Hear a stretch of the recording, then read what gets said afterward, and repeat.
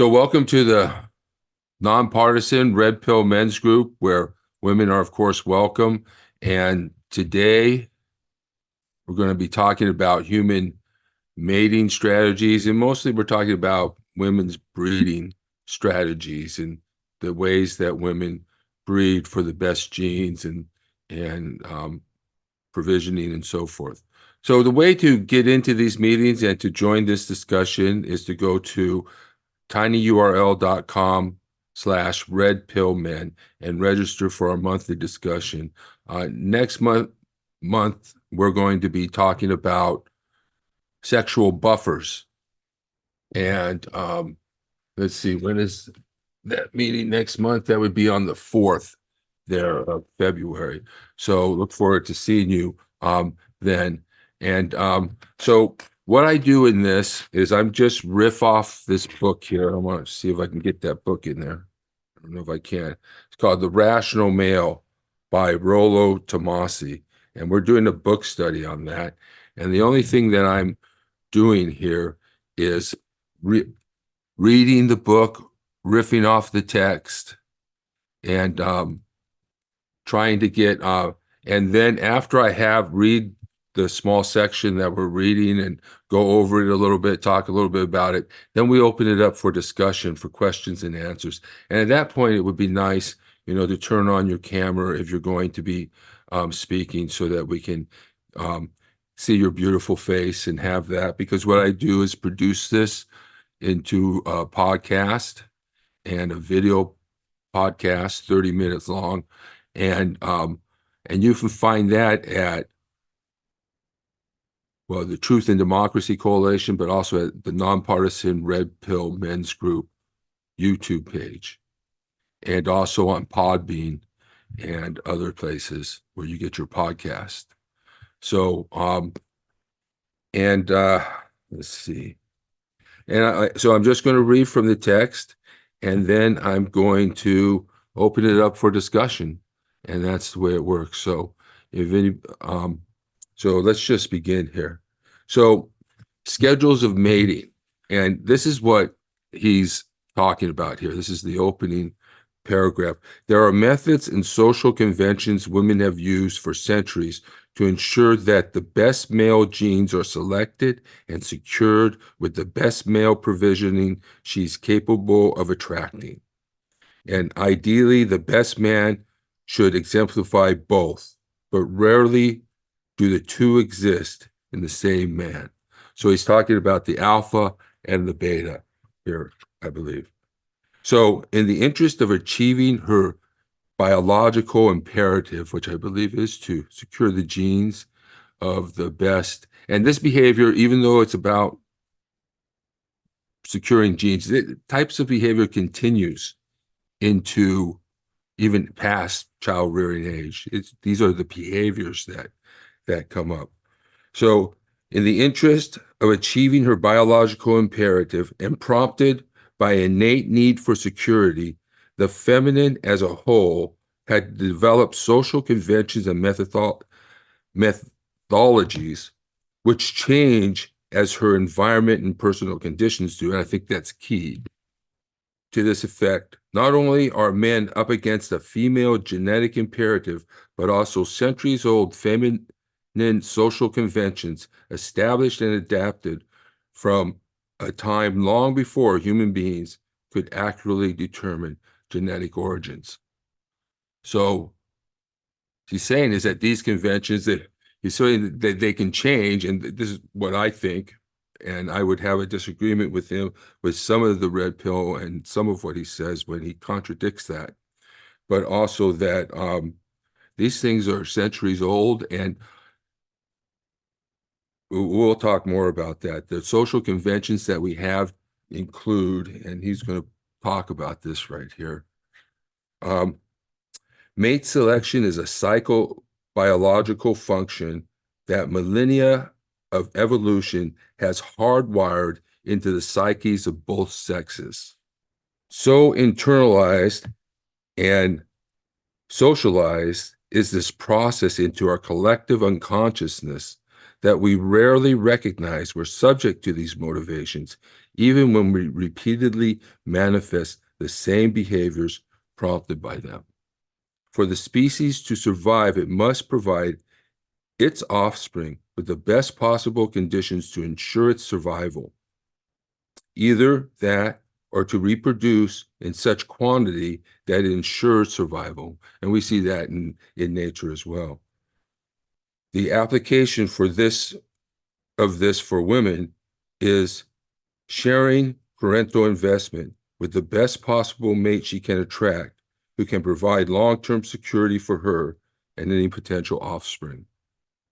So thus women are biologically, psychologically, and sociologically the filters of their own reproduction. Where a man's reproductive methodology is to scatter as much of his genetic material as humanly possible to the widest pool of sexually available females. He, of course, has his own criteria for mating selection and determining the best genetic pairing for his reproduction, but his criteria is certainly less discriminating than that of women. Healthy men possess between 12 and 17 times the amount of testosterone, the primary hormone in sexual arousal, than women, and women produce substantially more estrogen, which is instrumental in sexual caution, he says, and oxytocin, I don't say it right, fostering feelings of security and nurturing than what men have. And for women to best ensure the survival of her offspring, a man must necessarily abandon his method of reproduction in favor of her own.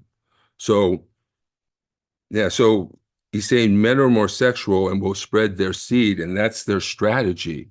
But they have to give that up to conform to female social conventions. Now, a male must sacrifice his reproductive schedule to satisfy that of the woman he pairs with. And he calls these the rudiments of human sexual selection and reproduction. So this is rudimentary. He says, obviously, there are many other social, emotional, and psychological intricacies that are associated with these fundamentals, but these are the underlying motivation and considerations that subconsciously influence sexual selection. So these are not always conscious behaviors. Women are, and particularly here we're talking about women. Women are not conscious of these behaviors necessarily and won't necessarily recognize them. So he talks here about social conventions. To counter this subconscious dynamic to their own genetic advantage, women initiate social conventions and psychological schemas to better facilitate their own breeding methodologies. This is why women always have the prerogative to change their mind, and the most fickle of behaviors become socially excusable, while men's behavior is constrained to a higher degree of responsibility to do the right thing, which is invariably to the advantage of women's reproductive strategy. That is why guys who are players and fathers who abandon mothers to pursue their innate reproduction method are villains, and fathers who selflessly sacrifice themselves financially, emotionally, and life decision-wise, even to the benefit of children they didn't father, are considered social heroes for complying with women's genetic imperatives. And I think we talked about this last month in the struggle between exclusive and non-exclusive dating, and how women will demonize men who date non-exclusively. So that's part of that psychological social convention justification and pressure on men, that men can't really know that it's wrong, but don't know what to say about it, is what he says later. So good dads versus good genes. The two greatest difficulties for women to overcome in their own mythology is that they are only at a sexually viable peak for a short window of time, and the fact that the qualities that make a good long-term partner, the good dad, and the qualities that make for good breeding stock, such as good genes, only rarely manifest themselves in the same male. I don't know. Provision, I know that the alpha and the beta sort of sometimes, I don't know if that's true, but provisioning and security potential are fantastic motivators for pairing with a good dad, with the same characteristics that make him such are generally a disadvantage when compared with the man who better exemplifies genetic, physical attraction and the risk-taking qualities which would imbue her child with a better capacity to adapt to its environment, and is stronger, faster, more attractive than others to ensure the passing of their own genetic material to future generations. And he calls this, the jerk versus the nice guy paradox. Women and men innately, though unconsciously, understand this dynamic. So in order for a woman to have the best that the good dad has to offer while taking advantage of the best that the good genes man has, she must invent and constantly modify social conventions to keep the advantage in her biological favor in accordance with her pluralistic sexual strategy. So we're seeing that, right? We're seeing that right now. We're seeing how women have fashioned strategies and are pressuring men in certain ways, and how entitled they become to certain things, but also how they use social conventions as a form of to pressure men into conforming to what their strategy, which protects them from being hurt and benefits them, but doesn't benefit men. So women, and by default men, must subscribe to short-term and long-term schedules of mating. Short-term schedules facilitate breeding with the good genes male, while long-term breeding is reserved for the good dad male. The convention and the psychosocial schemas that accompany it are precisely why women will marry the nice, stable, loyal doctor guy and still have sex with the pool boy or the surfer that they meet on spring break, he says. In our genetic past, a male with good genes implied an ability to be a good provider, but modern convention has thwarted this, so new social and mental schemas had to be developed for women.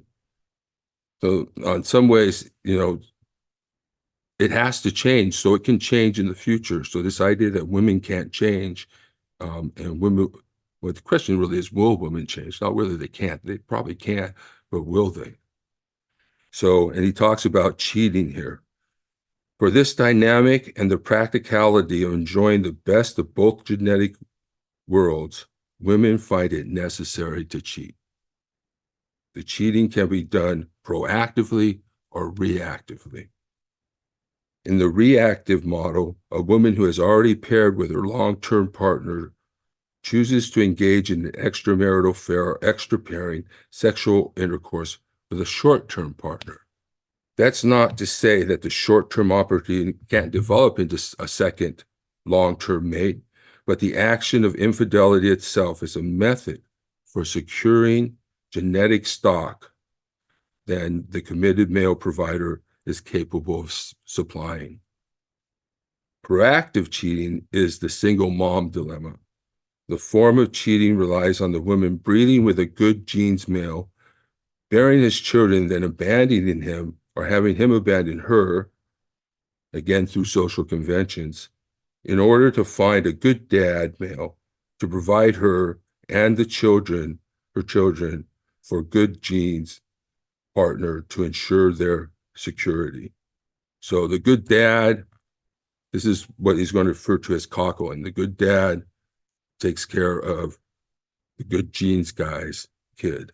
And this can be, a single mother, but this also happens in relationships, as he said, in the reactive model. Most women do not have some consciously constructive and recognized master plan to enact the cycle and deliberately trap men into it.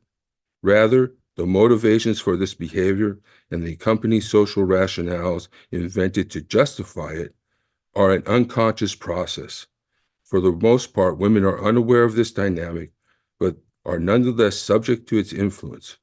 For a female of any species to facilitate a methodology for breeding with the best genetic partner she's able to attract and to ensure his own and her offspring's survival with the best provisioning partner is an evolutionary jackpot.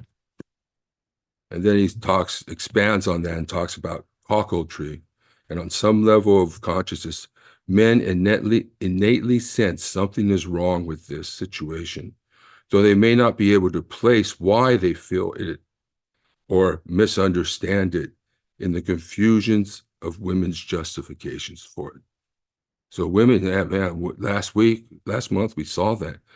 Interrupt me, try not to let me talk, act like they're the authority, use shaming tactics, all to try and obfuscate what they're doing both to you and to themselves. Cuckolds saddled with the responsibility of raising and providing for, no matter how involved or uninvolved, another man's successful reproduction efforts with his woman.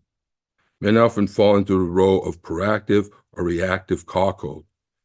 He will never enjoy the same benefits as his mate's short-term partners to the same degree in the same sexual desire or immediacy of it, while at the same time enduring the social pressures of having to provide for the good genes father's progeny. It could be argued that he may contribute minimally to their welfare, but on some level, whether emotional, physical, financial, or educational, he will contribute some effort for another man's genetic stock in exchange for a mitigated form of sexual intimacy from the mother.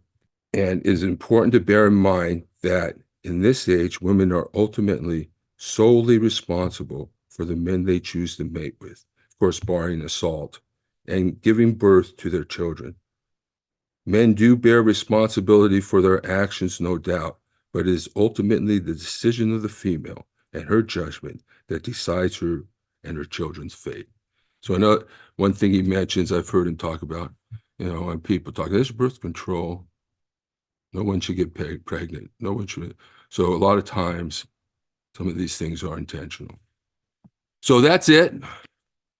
So, so what do you guys think?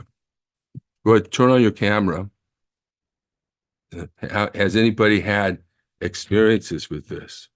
Or does anybody say this is BS, some women might say this is BS, we don't do this crap. But the idea that only, what I'm learning now, only that women will always say, well, that's not I'm not that type of woman. It's not true of all women. Not all women do this. Of course, not all women do this. But these are the types of things that women do in breeding. And this might be almost exhaustive in its approach. And so, yeah. Did you have anybody want to make a comment? Hey, Chris. Hey, Eric. Go ahead. Hi. Can you turn on your camera? Is that okay? Okay, well, I look kind of like, Okay. yes, I don't know how to, just a second. You don't Don't have mind to if my you don't want kitchen. to. I'm just in the middle of like background cleaning. Okay. Okay. You look great, by the way. Thanks. Oh, I got my braces. I forgot. Um, so hi, I'm new to Right. this. Sorry I was late. But just from what I heard, um, at first I was thinking, what? We're not all like that. Like you had said, like, yeah, that sounds like BS. But then I was reacting on emotion in my thinking, but then when you at the end when you said it's ultimately up to us now that it's that we're choosing the men Mm-hmm. that we're with.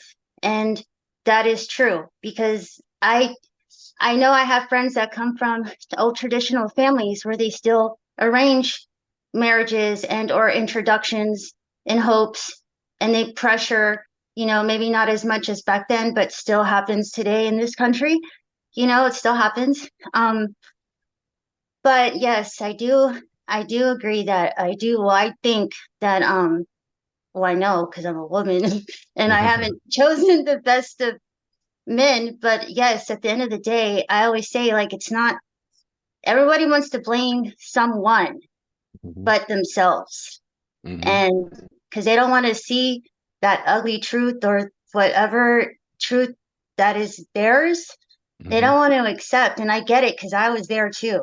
I'm not trying to say for all those. Like, it took me 2 trials with the baby daddy, okay, to like think. And everyone asked me, why would you go back the first time? Why would you keep going back? And it's like, well, I come from a family of unit, and I thought I was doing everything I was supposed to do, and I thought I was supposed to fight for our family. I didn't realize that I was until later after trial one, and it led to two.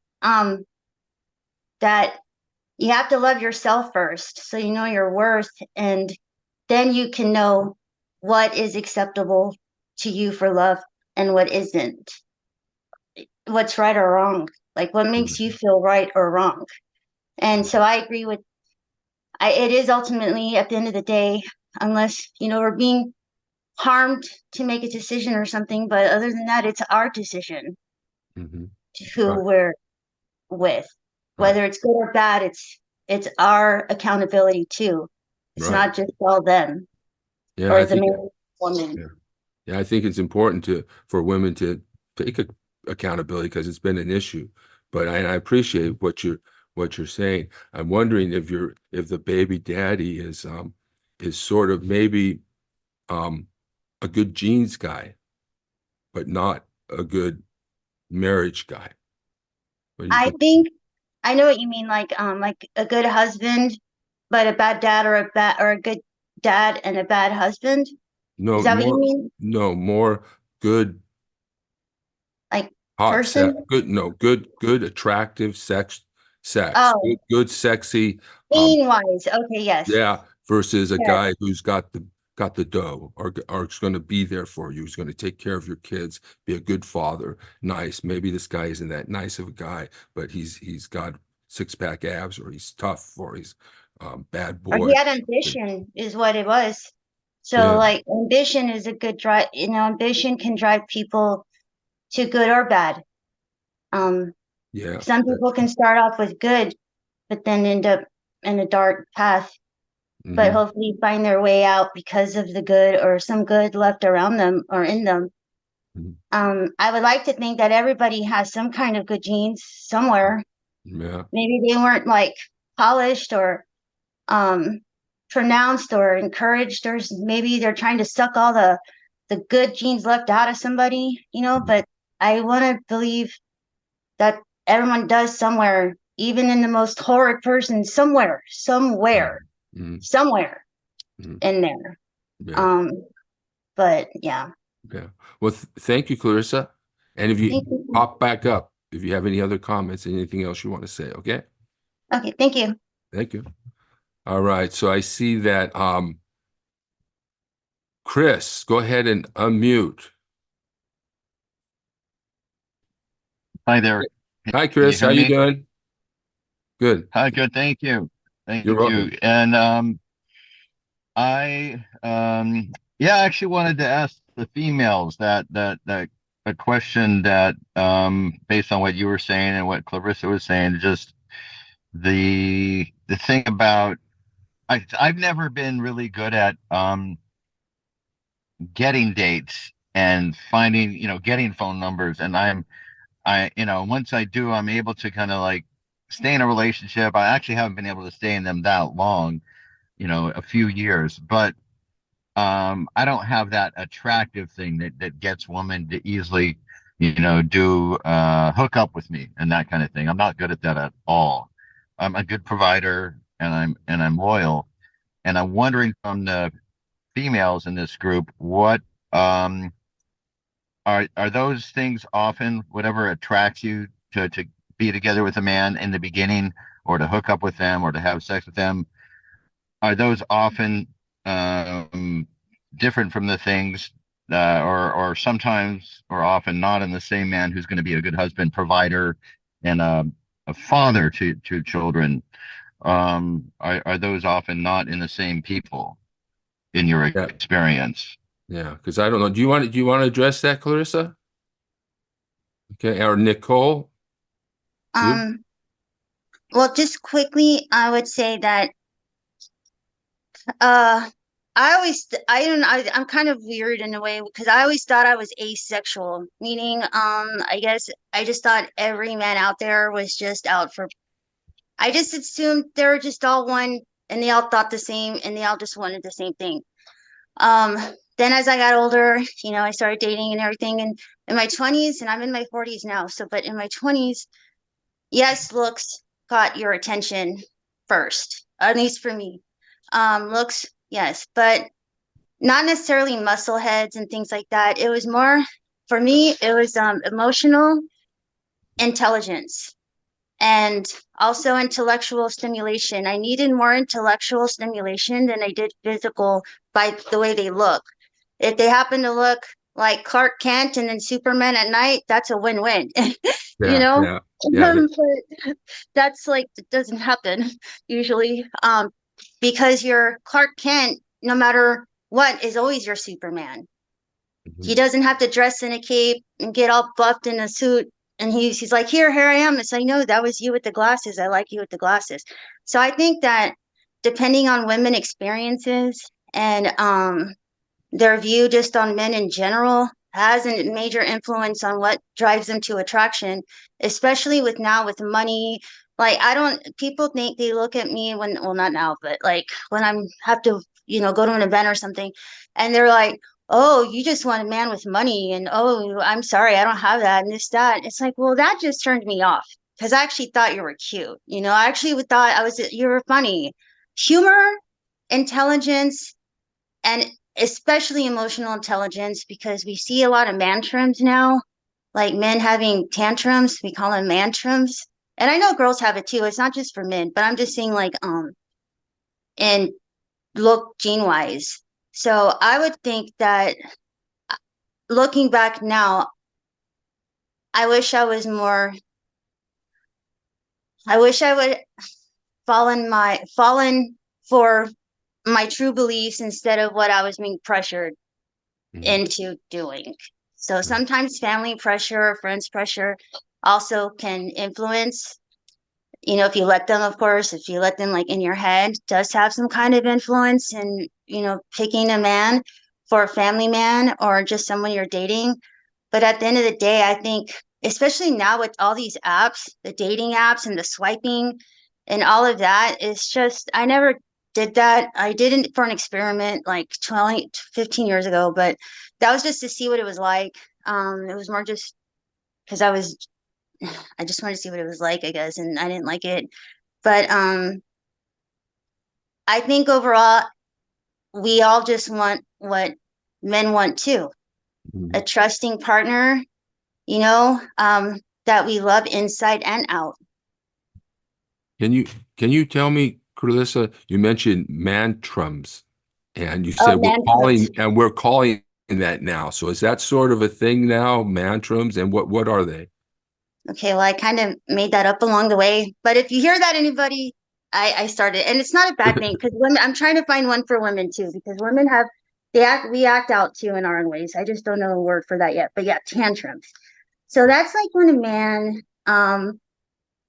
you see him acting out like if the little boy didn't get what he wanted, like, oh, you didn't invite me to the party, or that's my, or even if like a big brother teasing like a little sister, Uh-huh. little, and then you see them like, older men, 40, 30, 40s, 50s, 60s, even 60s, 70s, okay, like all range, and you just see them acting out, and I'm thinking, wow, that reminds me of my daughter when she was even as a teenager. Yeah, They act yeah, out. And I'm thinking, wow, that's kind of, but they don't even realize, even my dad, like, has a tantrum. Like the Cowboys are playing right now. You know what I mean? yeah. Like, he's all, oh my God. And I'm like, calm down, okay? Like, calm down. And then, but then, yeah, tantrum. Like, if a man just doesn't get what he wants when he wants it, he acts out.